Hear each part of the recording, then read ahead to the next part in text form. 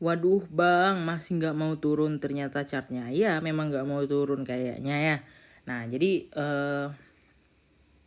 kita lihat dulu ya. Dan aku tadi udah SL di BEP ya, SL plus sih, nggak ada untung nggak ada rugi, cuman bayar fee. Nah itu namanya SL di BEP atau di area entry break even point, oke.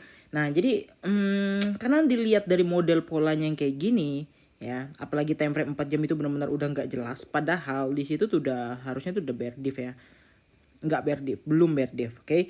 Nah tapi kalau kita perhatikan lagi ya, di sini ada EMA 200-nya yang belum kesentuh ya. Nah, jadi ya udahlah, kita targetin aja dia bisa aja naik ke 16.9 ya. Sekali lagi ya, kita targetin aja dia bisa aja naik ke 16.9. Karena tadi pagi sebenarnya itu udah cuan ya sebelah sini ya. Nah, aku TP, kemudian entry lagi ketika dia di sini. Di sini SL plusnya, BEP-nya lagi. Jadi ya udah nggak cuan nggak rugi juga gini ya. Nah jadi kalau kita perhatikan lagi ya, benar-benar ini tuh belum dikasih turun, artinya ada utang yang harus dibayar gitu. Dan kalau kalian mau ngelong ya, misalnya Allah itu udah long bang udah pasti naik ya, bisa aja ngelong, tapi risk rewardnya kecil banget ketika dia terbentur 1%, tapi sampai nggak kira-kira 1% di feature-nya nanti gitu. Takutnya tuh kayak gitu ya, karena angkanya tuh nggak 100% pas-pas semua, bakal beda dikit. Dan besok ya aku akan bahas salah satu altcoin, yang mana altcoin itu adalah altcoin kesukaan aku dulu tapi tidak akan aku beli lagi untuk next bull run. Nah itu kenapa, nanti kita bahas ya besok, oke.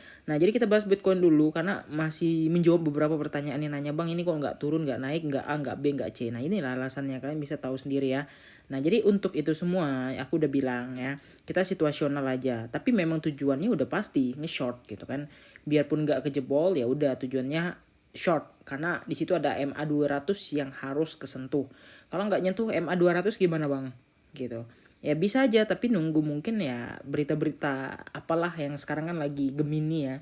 Gemini lagi booming-booming yang beritanya, kita lihat aja kelanjutannya gimana. Tapi yang jelas untuk saat ini tentu aja aku nunggu area aja untuk ambil short lagi, bukan ngambil long atau ngelong sampai berapa, enggak.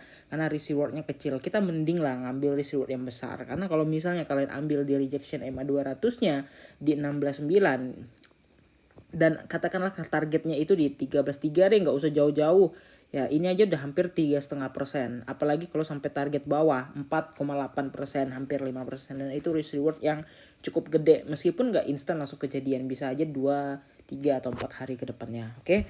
Jadi kira-kira gitu aja untuk RSI ya, mungkin udah membentuk bearish pattern. Dan untuk stokastiknya ini aku nggak tahu apakah dia memang sengaja ditahan, stokastiknya turun, dead cross lalu turun, tapi nggak ada efek sama sekali yang kelihatan banget ini tuh sengaja dipam lagi gitu. Jadi dia tidak terdistribusi secara normal.